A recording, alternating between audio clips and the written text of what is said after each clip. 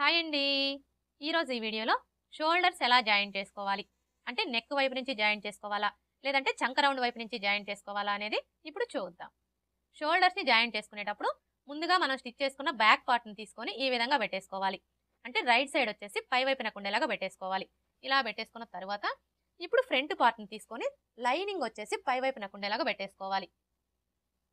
మనం ఫ్రంట్ పార్ట్లు రెండు కూడా ఈ విధంగా పెట్టేసుకున్నప్పుడు ఈ ఉక్స్ పట్టి కాజా పట్టి రెండు ఇలా పక్కపక్కనే వచ్చేలా చూసుకోవాలి. ఇలా పెట్టేసుకున్న తర్వాత చూడండి, ఎప్పుడైనా సరే మనం ఈ షోల్డర్స్ని జాయిన్ చేసుకునేటప్పుడు అది బ్లౌజ్కైనా సరే డ్రెస్కైనా సరే నెక్ వైపు నుంచి మాత్రమే జాయిన్ చేసుకోవాలి. ఈ చంక రౌండ్ వైపు నుంచి జాయిన్ చేసుకోకూడదు. ఇక్కడ చూడండి, మనకి ఎడ్జెస్ రెండు కూడా ఇలా సమానంగా ఉండేలా చూసుకొని ఇక్కడ నుంచి స్టార్ట్ చేసుకొని 1/2 ఇంచ్ మార్జిన్తో స్టిచ్ చేసుకోవాలి. అంటే మనం బ్లౌజ్ని కట్ చేసేటప్పుడు ఖర్చు కోసం ఎంత మార్జిన్ అయితే వదులుతామో అంతే మార్జిన్తో స్టిచ్ చేసుకోవాలి. అది 1/4 ఇంచ్ అయితే 1/4 ఇంచు, 1/2 ఇంచ్ అయితే 1/2 ఇంచు. ఇలా స్టిచ్ చేసుకున్న తర్వాత ఇప్పుడు మరలా ఇదే స్టిచ్ మీద ఇంకొక స్టిచ్ వేసుకోవాలి. ఇప్పుడు ఇదే విధంగా రెండో షోల్డర్ని కూడా జాయిన్ చేసుకోవాలి.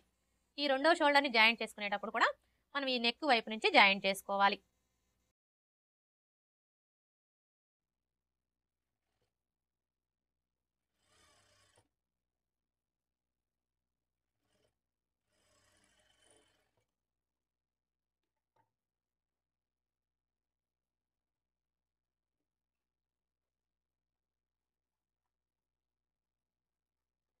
చూసారా, షోల్డర్స్ని జాయిన్ చేసుకున్న తర్వాత ఈ విధంగా పెట్టేసుకోవాలి.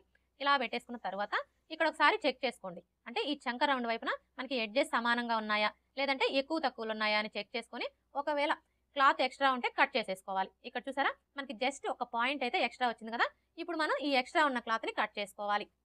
బిగినర్స్ అయితే బాగా ఎక్కువ తక్కువలు వచ్చేస్తూ ఉంటాయండి. అలాంటప్పుడు మనం ఈ ఎక్స్ట్రా క్లాత్ని కట్ చేసేసుకోవాలి. ఇటువైపున క్లాత్ని కట్ చేసుకోవడం వల్ల మనకి ఎలాంటి ప్రాబ్లం అనేది ఉండదు. అదే మనం షోల్డర్స్ని ఇటువైపు నుంచి జాయిన్ చేసుకున్నాం అనుకోండి, అప్పుడు ఏమవుతుందంటే మనకి క్లాత్ అనేది ఇటువైపున ఎక్కువ తక్కువలు వస్తుంది అనమాట.